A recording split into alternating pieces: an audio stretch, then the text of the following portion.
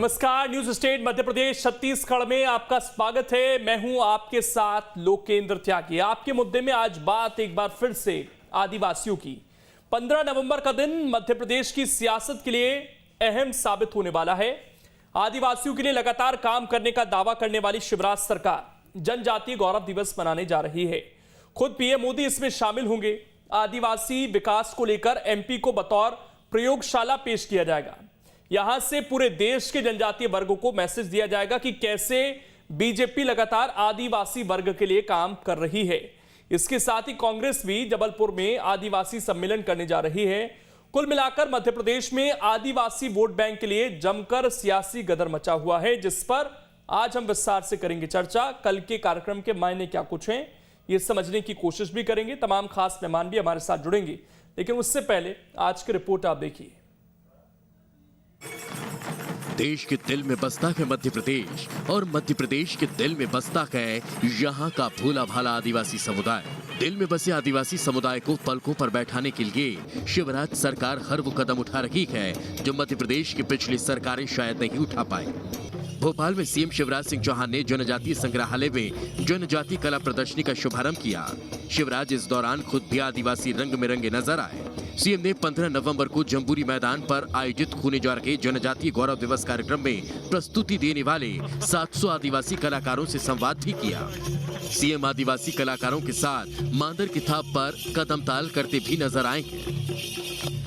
जबलपुर में, छिंदवाड़ा में बादल भोई के नाम पर जनजातीय संग्रहालय बन रहा है, और ये जनजातीय संग्रहालय मेरे सारे बहनों और भाइयों ने देखा होगा। कैसा लगा? ये अच्छा लगा? इसमें अपनी सारी परंपराएं यहां सजा के संवार कर रखी गई है। आदिवासी वर्ग के विकास के लिए सरकार हर मुमकिन कोशिश करती नजर आ रही है। इसका कनेक्शन राजनीति के जानकार बीजेपी के मिशन 2023 से जोड़कर देख रहे हैं। बीजेपी की रणनीति को धार देने के लिए खुद प्रधानमंत्री नरेंद्र मोदी 15 नवंबर को मध्य प्रदेश आ रहे हैं। जनजातीय गौरव दिवस कार्यक्रम में पीएम शामिल होंगे और मध्य प्रदेश से पूरे देश के जनजातीय वर्ग को संदेश देने की कोशिश होगी कि बीजेपी सरकार आदिवासी वर्ग के साथ है। पीएम के दौरे से पहले खुद मुख्यमंत्री शिवराज सिंह चौहान तैयारियों का जायजा लेते नजर आए। पीछे तक ठीक से आवाज आ रही? जिन जिनको आवाज आ रही हो हाथ उठा दें। पीछे तक एकदम जो लोग खड़े व्यवस्था में, सुरक्षा में। इधर दाएं तरफ भी, बाएं तरफ आवाज आ रही? ठीक से आ रही? इधर जो पुलिस के मित्र खड़े पीछे, सबको आवाज आ रही? मेरी आ रही सबको आवाज? ठीक, धन्यवाद। बीजेपी के साथ साथ कांग्रेस की नजर भी आदिवासी वोट बैंक पर है, जिसका साथ मिलने पर कांग्रेस ने 2018 विधानसभा चुनाव में बेहतर प्रदर्शन किया। इसके लिए कांग्रेस 15 नवंबर को ही जबलपुर में आदिवासी सम्मेलन करने जा रही है। साथ ही 24 नवंबर को कांग्रेस दूसरे जिलों में भी ऐसे कार्यक्रम करने की तैयारी में है। बीजेपी और कांग्रेस की तैयारियों से जाहिर है कि आदिवासी वोट बैंक के लिए मध्य प्रदेश में सियासी गदर मचा हुआ है। ऐसी जो ये जो है, ये कॉस्मेटिक चेंजेस है। ये शक्ल, जो बदसूरत शक्ल को सुधारने का एक कॉस्मेटिक प्रयोग है। अगर रानी कमलावती के नाम का उपयोग न करना था तो उनके पुराने महल को मामू ने क्यों नहीं ठीक नहीं कराया? सीहोर के अंदर उनका राजमहल, अगर इतने ही इनको सम्मान करना है कमलावती जी का, तो उनका महल क्यों नहीं सुधरवाते? खंडर हो रहा है केवल अपने चेहरे को, सही असली चेहरे को छुपाने के लिए। जाहिर कि मिशन 2023 की तैयारियों में आदिवासी वोट बैंक की अहमियत से बीजेपी और कांग्रेस दोनों वाकिफ हैं। ऐसे में आने वाले दिनों में इस वोट बैंक के लिए सियासत और गरमाएगी। खुद को हितैषी बताने और दिखाने की जमकर कोशिश होगी। इस बीच सरकार व्यवस्था की अंतिम पंक्ति में खड़े हुए आदिवासी समुदाय को पहली पंक्ति में लाने के लिए जी तोड़ मेहनत कर रही है। Team news state. और चर्चा करने के लिए इस वक्त वरिष्ठ पत्रकार चैतन्य भट्ट जी हमारे साथ जुड़ गए हैं और स्वदेश शर्मा जी कांग्रेस के प्रवक्ता हमारे साथ जुड़ गए हैं। इसके अलावा नेहा बग्गा जी हमारे साथ जुड़ेंगी, प्रवक्ता हैं बीजेपी की। लेकिन सबसे पहले सवाल स्वदेश शर्मा जी आपसे ही, इतना बड़ा कार्यक्रम होने जा रहा है, मध्य प्रदेश को तो खैर केंद्रित किया जा रहा है, बीजेपी तो ये कह रही कि हम तो पूरा सप्ताह मनाएंगे, जो आदिवासी ऐसे लोग रहे जिनको हम भूल गए उनके लिए भी काम करेंगे, उनके बारे में भी लोगों को बताएंगे, संग्रहालय भी बनेंगे, अलग अलग राज्यों में कार्यक्रम भी चलेंगे। तो फिर ये कॉस्मेटिक क्यों लग रहा है कांग्रेस पार्टी को?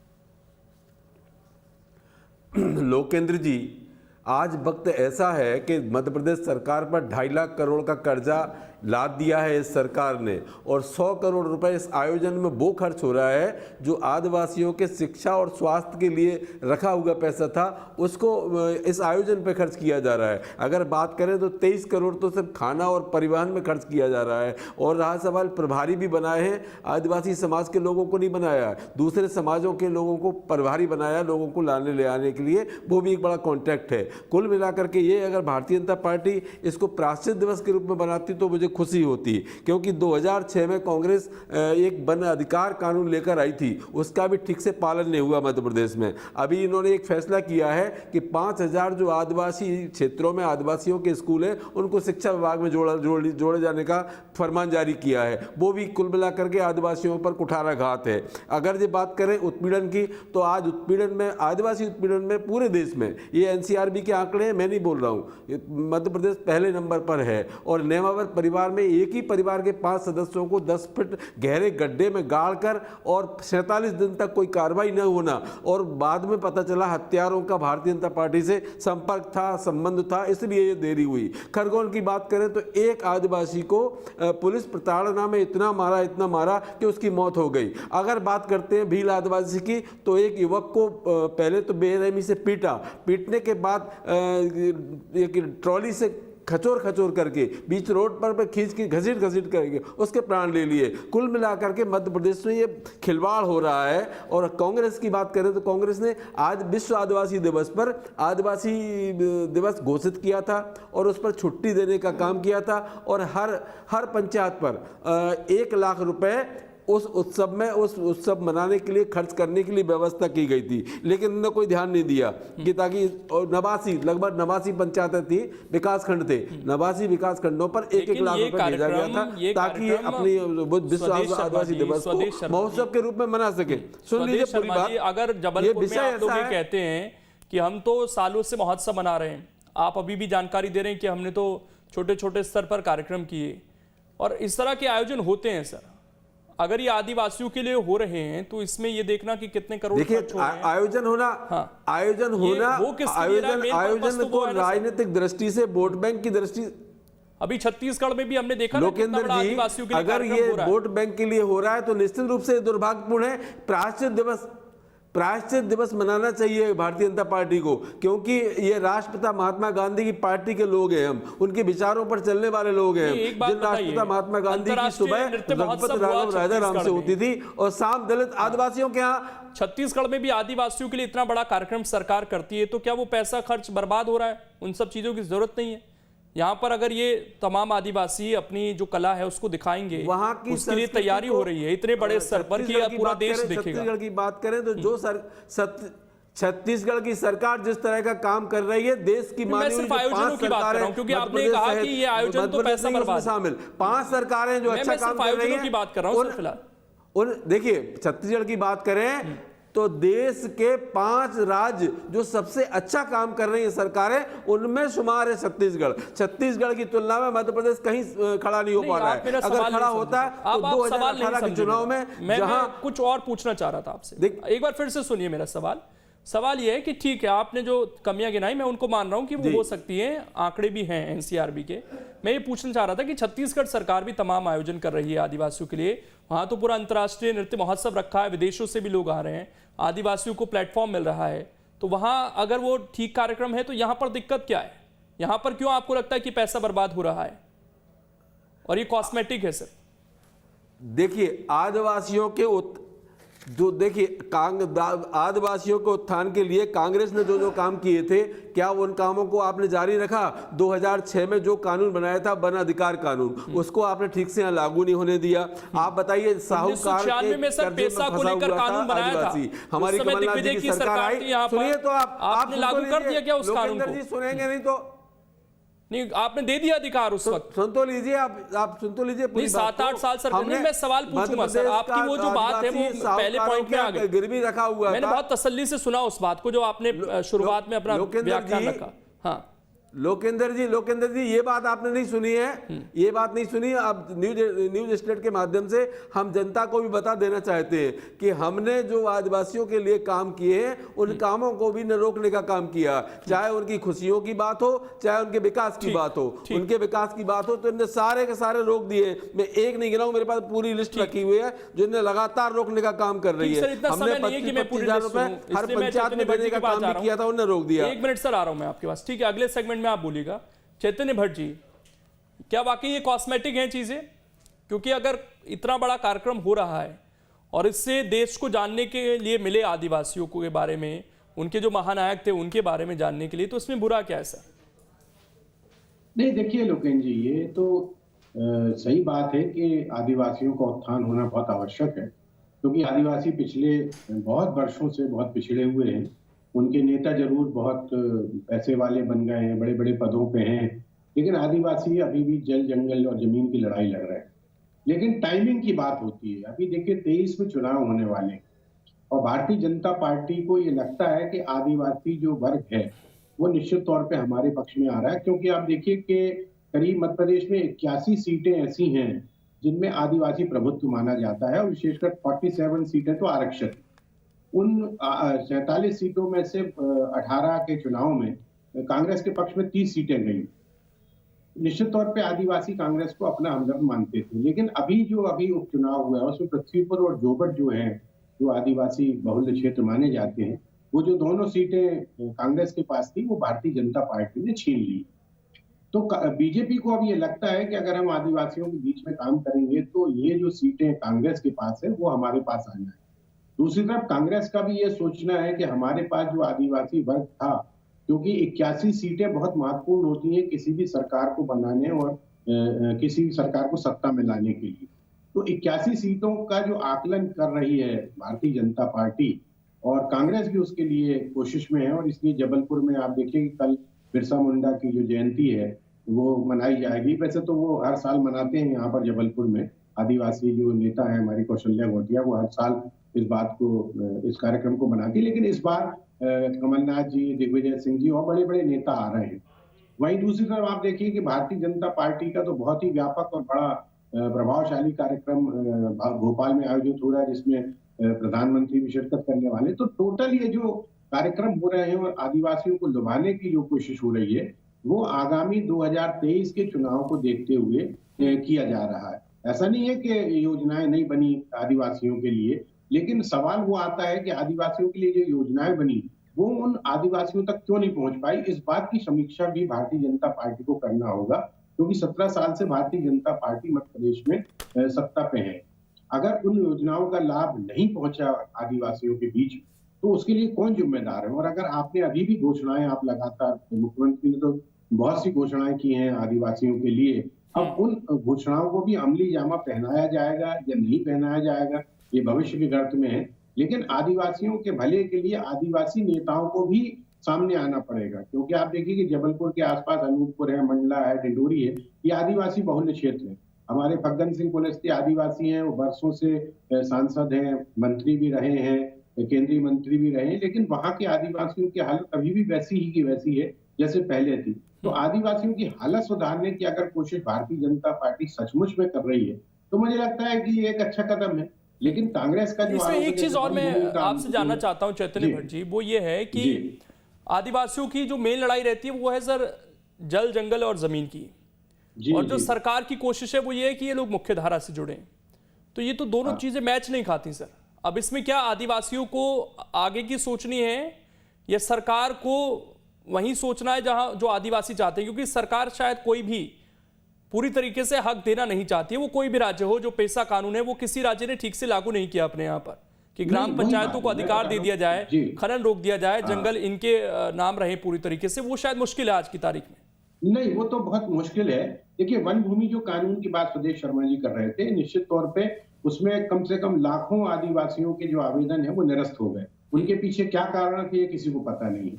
तो अगर आप वास्तव में जो जल जंगल और जमीन की लड़ाई आदिवासी लड़ रहे हैं, अगर उनको उनका अधिकार देना चाहते हैं तो ये निश्चित तौर पे भारतीय जनता पार्टी के लिए एक बड़ा कदम होगा।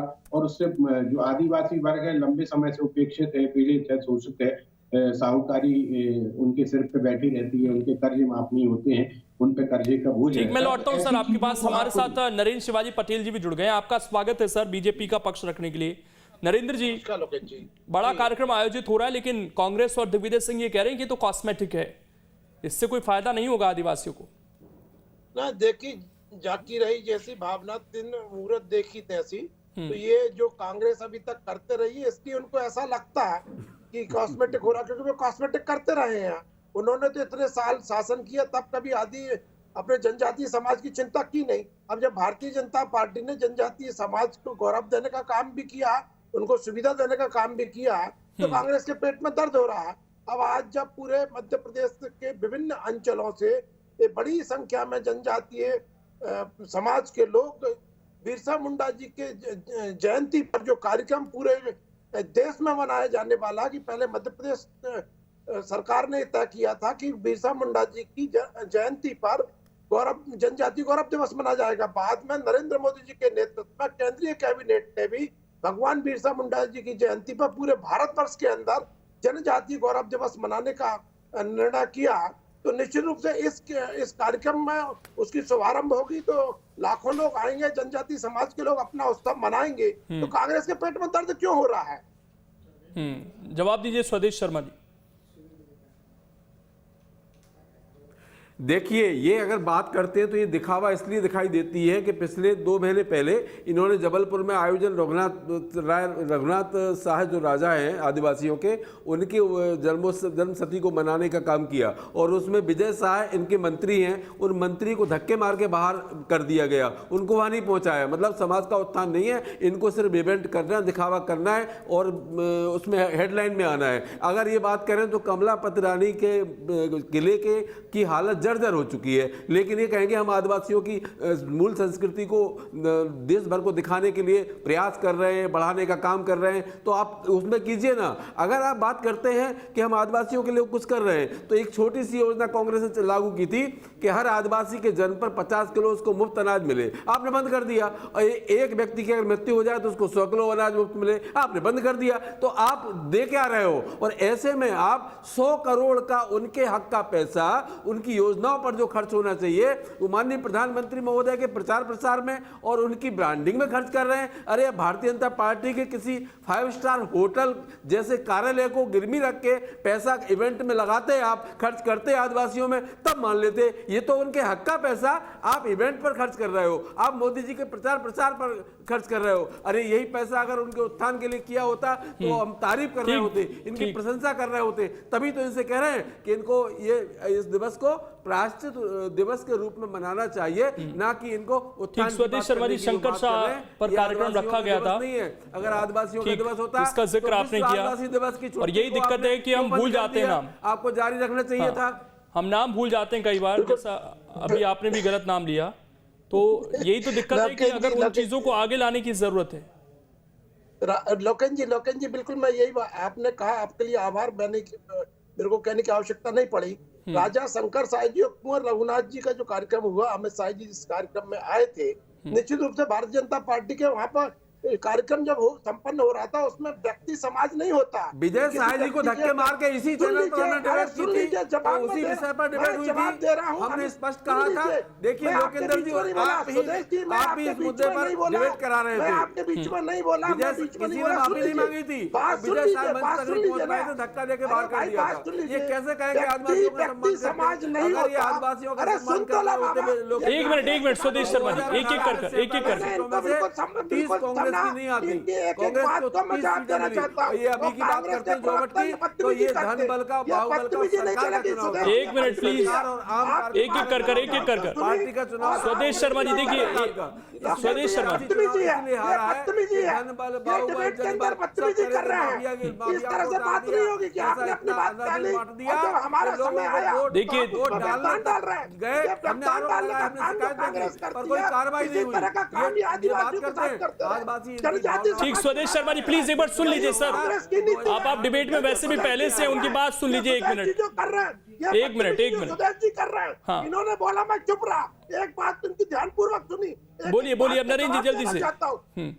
देखिए, इन्होंने कहा व्यक्ति कभी समाज नहीं होता, व्यवस्था का प्रश्न, व्यवस्था के अनुसार कोई बात हुई वो समाज का नहीं हो जाता। अपना समाज के लिए जो भारतीय जनता पार्टी कर रही है, आज भारतीय जनता पार्टी ने तय किया है कि जनजातीय समाज के एक-एक घर में हम राशन पहुंचाएंगे और आदि जनजातीय समाज के लोगों को ही हम जो वाहन देंगे। वो भारतीय जनता पार्टी की जो सरकार है उसने तय किया है कि जनजातीय समाज के लोग ही हमने उन वाहनों के मालिक होंगे। अधिनियम लागू उनकी करने के लिए केंद्र से अनुमति भी ले उनकी ली। किस्तें आप उसको लागू क्यों नहीं कर रहे हैं? गारंटी दी है। इस तरह की आदिवासी योजनाएं भारतीय साहूकार जनता के यहाँ पार्टी गिरवी रखा सरकार हुआ है। चलिए ठीक है, मैं चैतन्य भट्ट जी के पास आ रहा हूँ। एक मिनट, चैतन्य भट्ट जी, सवाल यह है कि मध्य प्रदेश में तो सर मुख्य कार्यक्रम हो रहा है जो हम सबको दिखाई दे रहा आप उसको लागू नहीं कर रहे हैं। लेकिन क्या इस मुद्दे को बस यही है, देश स्तर पर ले जाने की कोशिश है अटकाने या केवल मध्य प्रदेश पर केंद्रित हम इस मुद्दे को समझे? क्योंकि अलग अलग कार्यक्रम अन्य राज्यों में भी हैं और एक सप्ताह तक ये कार्यक्रम चलेंगे। नहीं, देखिए, ये तो मध्य प्रदेश को एक आप समझ लीजिए कि शुरुआत है मध्य प्रदेश से। जनजाति जो लोग हैं उनको अपने तरफ लाने का दोनों पार्टियां प्रयास करेंगी। देखिए, कोई भी पॉलिटिकल पार्टी जो कुछ भी करती है उसमें कहीं ना कहीं वोटों की हिस्सेदारी को वो सोच समझ के करती है। जनजाति मध्य प्रदेश में बहुत बड़ी संख्या में रहते हैं और जैसे मैंने आपको पहले ही बताया कि बहुत बड़ी बहुमत पाने के लिए बहुत महत्वपूर्ण भूमिका अदा करती है आदिवासी जो वोटर हैं। तो निश्चित तौर पे मध्य प्रदेश से इसलिए इस बात को शुरू किया जा रहा है। निश्चित तौर पे चाहे झारखंड हो चाहे बिहार हो, जहाँ पे आदिवासी बाहुल इलाके हैं, वहां भी इस तरह के कार्यक्रम होंगे। ये एक आप समझ लीजिए लिटमस टेस्ट है मध्य प्रदेश में कि इसका फायदा हमको कैसे मिल सकता है। क्योंकि अभी जो उपचुनाव हुए उसमें भारतीय जनता पार्टी को निश्चित तौर पर फायदा होगा और इसलिए वो बहुत ज्यादा उत्साहित है और इसलिए इस तरह का एक बहुत भव्य और बड़ा कार्यक्रम किया जा रहा है। देखिए, किसी भी कार्यक्रम में, सरकारी कार्यक्रम में पैसा तो लगता है, सरकार का पैसा लगता है, इसमें तो कोई संदेह नहीं। कांग्रेस भी अगर कोई कार्यक्रम करती तो उसमें पैसा लगता है, अगर वो सत्ता में होती तो जबलपुर में भी जो आयोजन हो रहा है वो इसी दृष्टिकोण को रखते हुए, क्योंकि कमलनाथ जी, दिग्विजय सिंह जी और बड़े बड़े नेता, बिरसा मुंडा की यहाँ प्रतिमा भी स्थापित है जबलपुर में, तो वहां पर भी ये कार्यक्रम होगा। और इसके अलावा 24 तारीख से और भी अन्य जिलों में कांग्रेस इस तरह के कार्यक्रम कर रही है। तो सारा जो आपका केंद्र है, बिंदु है, वो इस समय आदिवासी समाज है। क्योंकि आदिवासी समाज को अगर आप अपनी तरफ कर लेते हो तो जो आपकी जो इच्छा है सत्ता में आने की वो पूरी हो सकती है। तो मुझे लगता है कि देखिए, जब मध्य प्रदेश में तो कोई तीसरी पार्टी है नहीं, जो भी लड़ाई होती है वो कांग्रेस और भारतीय जनता पार्टी के बीच में होती है और उसमें एक बहुत बड़े वर्ग को अपनी तरफ खींचने के लिए जो भी प्रयास किए जा रहे हैं भारतीय जनता पार्टी की तरफ, पिछले 2-3 दिनों में बहुत सारी घोषणाएं मुख्यमंत्री शिवराज सिंह जी ने की और निश्चित तौर पर मुझे लगता है कि प्रधानमंत्री भी निश्चित तौर पर कोई ना कोई ऐसी बड़ी घोषणा एक समग्र रूप से करेंगे जो पूरे देश के आदिवासियों के लिए सहायक सिद्ध होगी। तो इसलिए शायद प्रधानमंत्री को यहाँ बुलाया जा रहा है। आप देखिए कि रातों रात हबीबगंज स्टेशन जो है, ये जो कार्यक्रम होने जा रहा है के नाम से अब इसकी अहमियत काफी ज्यादा बढ़ जाती है। आप सभी का शुक्रिया सर, समय इतना ही है इसलिए रोक रहा हूं, लेकिन इंतजार करना होगा अब हमें कार्यक्रम का और उसके बाद देखना है कि क्या बड़े ऐलान कल होते हैं। अभी तक तो योजनाओं के ऐलान हुए, लेकिन कल क्योंकि मुख्य कार्यक्रम है तो कुछ और बड़े ऐलान हो सकते हैं और काफी भव्य कार्यक्रम रहेगा, जैसा कि तैयारियों से भी दिखाई दे रहा है। फिलहाल छोटे से ब्रेक के लिए यहां पर रुकेंगे, खबरें लगातार जारी हैं।